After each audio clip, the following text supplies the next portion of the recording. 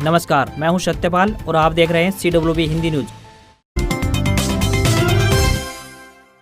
हरियाणा मौसम अपडेट। हरियाणा में 5 सितंबर तक लगातार बदलेगा मौसम का मिजाज, इन जिलों में होगी बारिश। मौसम विभाग ने आने वाले दिनों के लिए अपना पूर्वानुमान जारी कर दिया है। विभाग ने पूर्वानुमान में हरियाणा के कई जिलों में बारिश की संभावना जताई है। हालांकि इसके बाद भी तापमान में बढ़ोतरी होने के आसार जताए गए हैं। साथ ही मौसम विभाग ने यह भी बताया है कि अब बारिश की गतिविधियों में कमी देखने को मिलेगी। राज्य में मौसम 5 सितंबर तक आमतौर पर परिवर्तनशील व बीच बीच में आंशिक बादलवाई व हवाएं चलने की संभावना जताई है। 4 सितंबर रात्रि व 5 सितंबर को राज्य के उत्तरी जिलों पंचकुला, अंबाला, यमुनानगर, कुरुक्षेत्र, कैथल, करनाल में कहीं कहीं गरज चमक के साथ हल्की बारिश तथा दक्षिणी व पश्चिमी जिलों यानी महेंद्रगढ़, रेवाड़ी, झज्जर, गुरुग्राम, नूह, पलवल, फरीदाबाद, रोहतक, सोनीपत, पानीपत, सिरसा, फतेहाबाद, हिसार, जींद, भिवानी, चरखी दादरी में गरज व चमक के साथ बूंदाबांदी की संभावना जताई है। इस दौरान तापमान भी सामान्य से ज्यादा बने रहने के आसार जताए गए हैं।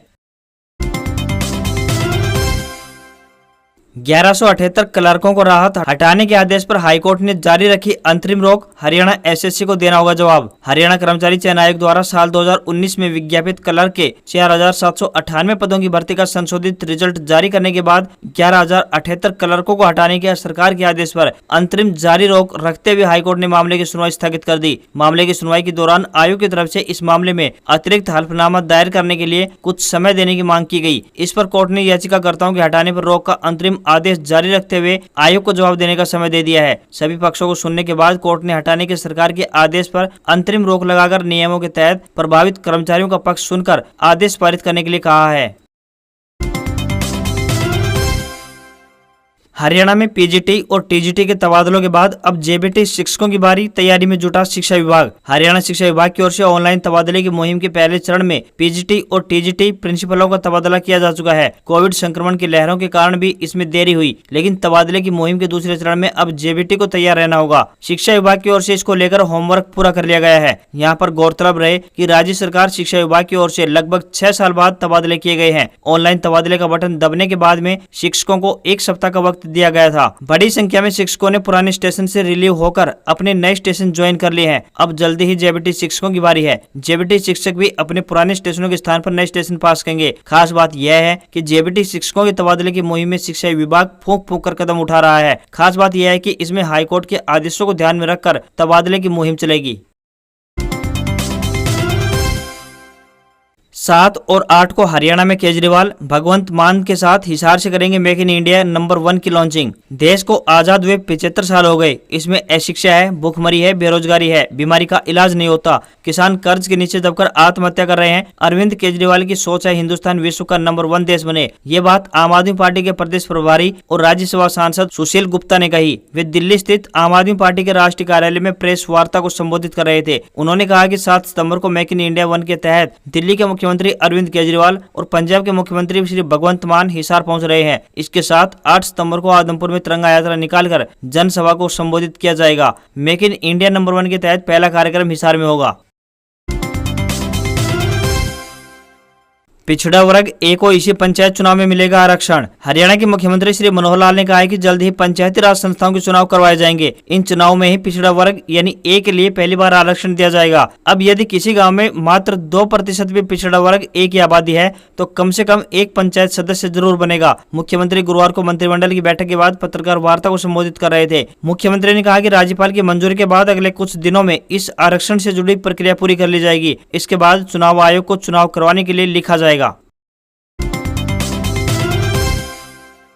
हरियाणा के गृह एवं स्वास्थ्य मंत्री अनिल विज ने कांग्रेस नेता राहुल गांधी पर तंज कसते हुए कहा कि राहुल गांधी मजदूरों को लेकर जो डाटा बता रहे हैं वे डाटा वे कहां से लाते हैं यह आज तक किसी की समझ में नहीं आया है। राहुल गांधी के मुंह में जो आता है वह बोल देते हैं। उन्होंने कहा कि प्रधानमंत्री नरेंद्र मोदी ने दिहाड़ीदार मजदूरों के लिए जो कार्य किए उसकी पूरे विश्व में प्रशंसा हो रही है। कोरोना काल के दौरान 80 करोड़ लोगों को मुफ्त राशन दिया गया और अब भी राशन मुफ्त दिया जा रहा है। गौरतलब है कि राहुल गांधी ने एक बयान में कहा था कि देश में मजदूर सुसाइड कर रहे हैं।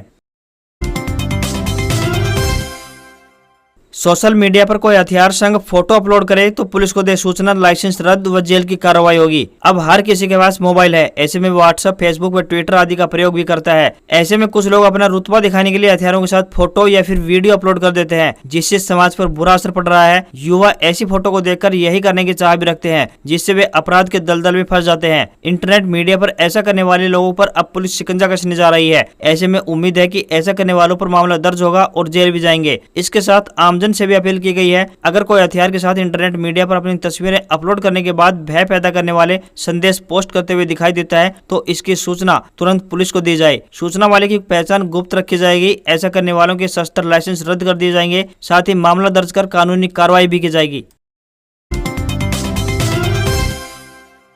इग्नू ने दी सौगात, ITI से है 2 वर्ष का डिप्लोमा तो सीधे स्नातक में ले सकते हैं दाखिला। अगर विद्यार्थी ने 10वीं के बाद ITI से 2 वर्ष का डिप्लोमा किया है तो उसे अब 12वीं करने की आवश्यकता नहीं पड़ेगी। वह 2 वर्ष के ITI डिप्लोमा करने के बाद लैंग्वेज के एक पेपर की परीक्षा पास कर सीधे कॉलेज यानी स्नातक में प्रवेश ले सकेगा। इग्नू ने ITI से 2 वर्षीय कोर्स की मान्यता 12वीं के समकक्ष मान ली है। फिलहाल ITI की 2 साल की कोर्स की मान्यता 10वीं के बराबर की थी। उल्लेखनीय है कि Indira Gandhi national open university ने ITI में 10वीं के बाद किए 2 वर्ष के डिप्लोमा को 12वीं के बराबर मान्यता देने का गजट जारी कर दिया है। हरियाणा सरकार ने किया बड़ा फैसला, भूमि अधिग्रहण पर मिलेगा बड़ा मुआवजा, 500 करोड़ रुपए हुए मंजूर। हरियाणा कैबिनेट की हुई बैठक में कई फैसले लिए गए हैं। राज्य में भूमि अधिग्रहण किए जाने पर लोगों को बढ़ा हुआ मुआवजा मिलेगा। भूमि मालिकों को बढ़ा मुआवजा देने, औद्योगिक संपदाओं में बुनियादी सुविधाओं का विकास करने और भूमि अधिग्रहण के लिए हरियाणा कैबिनेट ने हरियाणा राज्य औद्योगिक और बुनियादी ढांचा विकास निगम लिमिटेड को 500 करोड़ रुपए का नगद ऋण स्वीकृत कर लिया है।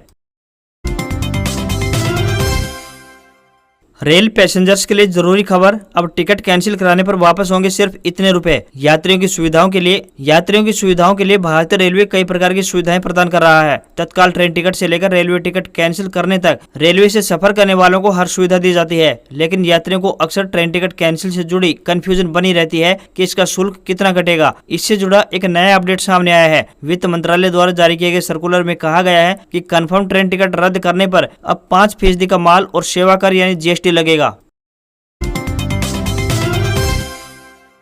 सरकारी नौकरी अपडेट, भारतीय खाद्य निगम ने जूनियर इंजीनियर सहित 5043 पदों पर निकाली बड़ी भर्ती। कैंडिडेट्स 5 अक्टूबर तक करें अप्लाई। भारतीय खाद्य निगम यानी FCI ने असिस्टेंट ग्रेड 3 यानी AG3, जूनियर इंजीनियर यानी JE, टाइपिस्ट और स्टेनोग्राफर ग्रेड 2 यानी स्टेनो ग्रेड के पदों पर FCI रिक्रूटमेंट 2022 को भरने के लिए आवेदन मांगे गए हैं। योग्य उम्मीदवार जो इन पदों यानी FCI रिक्रूटमेंट 2022 के लिए आवेदन करना चाहते हैं वे FCI की ऑफिशियल वेबसाइट fci.gov.in पर जाकर अप्लाई कर सकते हैं। पदों की संख्या की बात करें तो 5043 है। आवेदन की शुरुआती तारीख 6 सितंबर 2022 तय की गई है। वहीं आवेदन की आखिरी तारीख की बात करें तो 5 अक्टूबर 2022 तय की गई है।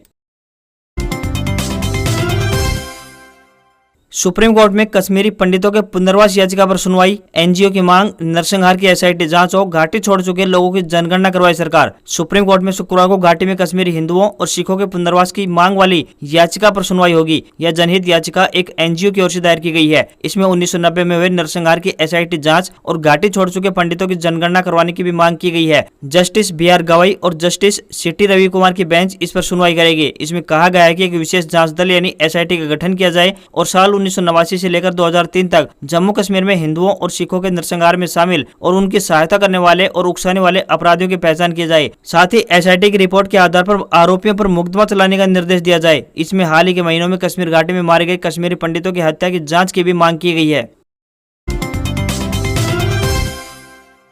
LCA MK2 फाइटर जेट को सरकार की मंजूरी, 2024 में हो सकती है पहली उड़ान। मिराज 2000 व MiG 29 से बेहतर। डिफेंस कैबिनेट की मीटिंग में LCA MK2 फाइटर जेट को मंजूरी मिल गई है। एयरोनॉटिकल डेवलपमेंट एजेंसी यानी ADA इस फाइटर जेट को डिजाइन और विकसित करेगी। LCA MK2 17.5 टन का सिंगल इंजन का एयरक्राफ्ट है। एयरफोर्स में इसके आने से मिराज 2000, जगुआर और MiG 29 को हटाया जा सकता है। सरकार ने इसके लिए करीब 10,000 करोड़ रुपए की मंजूर किए हैं। फाइटर जेट की पहली उड़ान 2024 में हो सकती है। इसके पूरा डेवलप होने में 5 साल लगेंगे।